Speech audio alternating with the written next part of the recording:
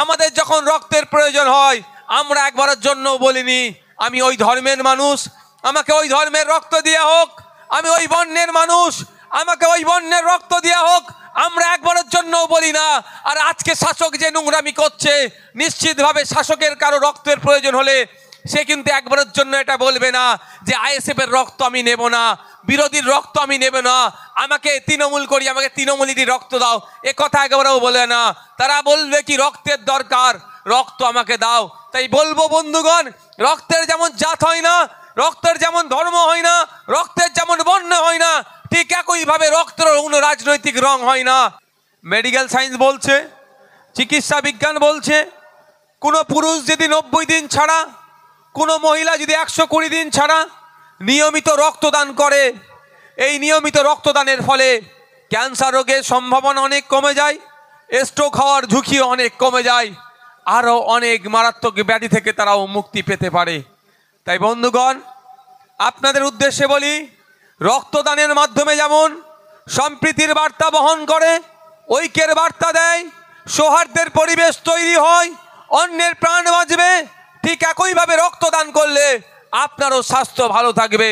তাই যারা উপস্থিত আছেন, যারা রক্তদান করেছেন, তাদেরকে কুর্নিশ জানিয়ে, যারা রক্তদান করলে কি হবে না হবে ভয় পাচ্ছেন, তাদের কথা বলবো, অন্তত নিজের স্বাস্থ্যের কথা ভেবে এই সমস্ত রক্তদান শিবিরগুলো যেখানেই হয় সেই সমস্ত রক্তদান শিবিরগুলোতে গিয়ে পুরুষ হলে 120, পুরুষ হলে 90 দিন, মহিলা হলে 120 দিন ছাড়া ছাড়া আপনাদের মূল্যবান রক্ত সেখানে দেবেন। আর আজকের ডেটে দুঃখের বিষয়, আমরা কোন জায়গায় বসবাস করছি, কোন রাজ্যে বসবাস করছি, কোন এলাকায় আমরা বসবাস করছি, এই রক্তদান শিবিরও করতে নেওয়া দেওয়ার জন্য শাসক দ্বারা বিরোধীদের কণ্ঠরোধ করার চেষ্টা হচ্ছে। যেখানে এই ধরনের সামাজিক অনুষ্ঠান করার চেষ্টা হচ্ছে সেখানে যাই কোনো জায়গায় জায়গার মালিককে ডিস্টার্ব করছে, কোনো জায়গায় প্রশাসনকে দিয়ে ধমকানো চমকানো হচ্ছে, কোথায় কি মাইক বাজবে কি বাজবে সেটাও নাকি আজকাল প্রশাসন ঠিক করে দেবে। এই যে একটা অপশাসন চালানোর চেষ্টা করছে, এটাকে ধিক্কার নিন্দা জানাচ্ছি। বন্ধুগণ, যারা উপস্থিত আছেন, মাইকের আওয়াজ যাচ্ছে, ডিজিটাল প্ল্যাটফর্ম থেকে শুরু করে বিভিন্ন প্ল্যাটফর্মের মাধ্যমে বক্তব্যটা যারা শুনছেন, তাদের প্রত্যেকের কাছে আমি একটা অনুরোধ করব, আসুন এগিয়ে আসুন। মানব সভ্যতাকে বাঁচাতে গেলে মানবকে এগিয়ে আসতে হবে সর্বপ্রথম। এই মানব সভ্যতাকে বাঁচাতে গিয়ে যদি বাঁচাতে চান, আগিয়ে আসুন। যার ধর্ম বর্ণ দেখার দরকার নয়, রাজনৈতিক পরিচয় দেখার দরকার নয়। আমাদের যখন রক্তের প্রয়োজন হয় আমরা একবারের জন্য বলিনি আমি ওই ধর্মের মানুষ, আমাকে ওই ধর্মের রক্ত দেওয়া হোক, আমি ওই বর্ণের মানুষ, আমাকে ওই বর্ণের রক্ত দেওয়া হোক, আমরা একবারের জন্য বলি না। আর আজকে শাসক যে নোংরামি করছে, নিশ্চিতভাবে শাসকের কারো রক্তের প্রয়োজন হলে সে কিন্তু একবারের জন্য এটা বলবে না যে আইএসএফের রক্ত আমি নেব না, বিরোধীর রক্ত আমি নেব না, আমাকে তৃণমূল করি, আমাকে তৃণমূলীরই রক্ত দাও, এ কথা একেবারেও বলে না। তারা বলবে কি রক্তের দরকার, রক্ত আমাকে দাও। তাই বলবো বন্ধুগণ, রক্তের যেমন জাত হয় না, রক্তের যেমন ধর্ম হয় না, রক্তের যেমন বর্ণ হয় না, ঠিক একইভাবে রক্তের কোনো রাজনৈতিক রং হয় না। আজকে দুঃখের বিষয়, শাসক দ্বারা রক্তের রাজনৈতিক রং আনতে চাইছে। এই শাসকের এই অপচেষ্টাকে, এই কুৎসিত মনোভাবকে আমরা আমাদের পক্ষ থেকে জনগণকে সাথে নিয়ে আমরা সেটাকে নিমিষেই নির্মূল করব, এই প্রতিজ্ঞাবদ্ধ আমাদেরকে নিতে হবে।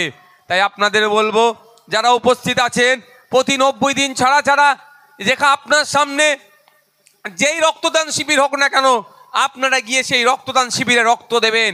অনেক সময় দেখা যায় দুর্গা উৎসব কমিটি, নবী দিবস কমিটি, মন্দির কমিটি, মসজিদ কমিটি, অনেক ক্লাব, অনেক এনজিও, অনেক রাজনৈতিক দলের পক্ষ থেকে এই ধরনের সামাজিক কাজ হয়, রক্তদান শিবির হয়।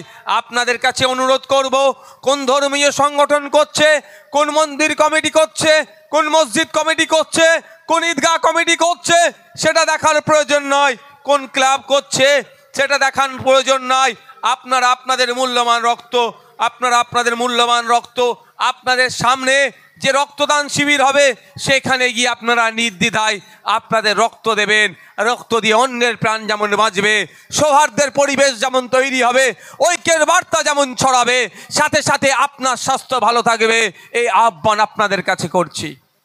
ইভেন কোড আনকোড বলছি, আমি স্পেসিফিক বলছি, 90 দিন পরে যদি ভাঙড়ের এই নারায়ণপুর অঞ্চলের এখানে তৃণমূলের পক্ষ থেকে রক্তদান শিবির হয়, আমি আইএসএফ এর যে নেতৃত্বরা আছেন আজকে রক্তদান শিবিরে যারা রক্ত দিচ্ছেন পুরুষেরা আর মহিলারা, 120 দিন পরে যদি তৃণমূলের পক্ষ থেকে রক্তদান শিবির হয়, আপনারা নির্দ্বিধায় গিয়েও সেই তৃণমূলের ক্যাম্পে রক্ত দেবেন। এখানে আমাদের অভাব অভিযোগ আপনাদেরকে কোনো থাকবে না। রক্তদান শিবির চলছে, মানুষের রক্তের প্রয়োজন, রক্তে যে ঘাটতি আছে শাসক সেটা পূরণ করতে পারছে না। অপদার্থ রাজ্য সরকার আর জুমলাবাজির কেন্দ্র সরকার শুধু গণতন্ত্রকে হত্যার খেলায় মেতে উঠেছে, কিন্তু জনগণ কিভাবে উপেক্ষিত হবে? জনগণের যে রক্তের প্রয়োজন আছে, যে চাহিদা অনুযায়ী রক্ত পাচ্ছে না, এমন কোনো পলিসি আনছে না যেভাবে জনগণের রক্তের যেটা চাহিদা আছে সেটা পূরণ করবে। এ করছে না। পঞ্চায়েতে নমিনেশন করতে গেলে আটকাতে হবে, পুলিশকে দিয়ে আটকাতে হবে, প্রশাসনকে কাজে লাগাতে হবে, গণতন্ত্রকে হত্যা করতে হবে, এটা তারা ভালো করে জানে। কিন্তু জনগণের রক্তের প্রয়োজন হচ্ছে, চাহিদা অনুযায়ী রক্ত পাচ্ছে না, এ সমাধানটা হচ্ছে না। তারা যখন পারছে না, তারা যখন ব্যর্থ হচ্ছে, তখন আমাদের মতো রাজনৈতিক দল, আমরা আগেও বলেছি আজকেও বলছি, ক্ষমতা দখল আমাদের স্বপ্ন নয়। আমাদের স্বপ্ন সমাজ ব্যবস্থা পরিবর্তন করতে হবে। আমাদের স্বপ্ন, আমার মাটা যখন সন্তান প্রসবের সময় হয়ে আসছে তখন আগে পরে যে রক্তের প্রয়োজন আছে মাটা না চিন্তিত হয়, তা সে যেন ব্লাড ব্যাংকে গেলেই সে যাতে রক্তটা পায় সেই চাহিদা আগে থেকেই পূরণ করে রাখতে হবে। এই সমাজ ব্যবস্থা আমরা গড়তে চাই। আমরা ওই সমাজ ব্যবস্থা করতে চাই যেই সমাজ ব্যবস্থাতে এখান থেকে নলমুড়ি হসপিটালে যাচ্ছেন, সেখানে গিয়ে হেভি ট্রিটমেন্ট পাচ্ছে না, কিছু হলেই আপনাকে কেন কলকাতায় রেফার করছে। কলকাতায় রেফার করা চলবে না, এখান থেকেই আপনার ট্রিটমেন্ট পাক, এর ব্যবস্থা করতে হবে। ঠিক কথা, রক্ত দিলে যেমন অন্যের প্রাণ বাঁচতে পারে, রক্ত দিলে, রক্তদান শিবির করলে, এই শিবিরে এসে রক্ত দিলে, যে কোনো শিবিরে এসে রক্ত দিলে সম্প্রীতির বার্তা যায়, ঐক্যের বার্তা যায়, সৌহার্দ্যের পরিবেশ গড়ে ওঠে।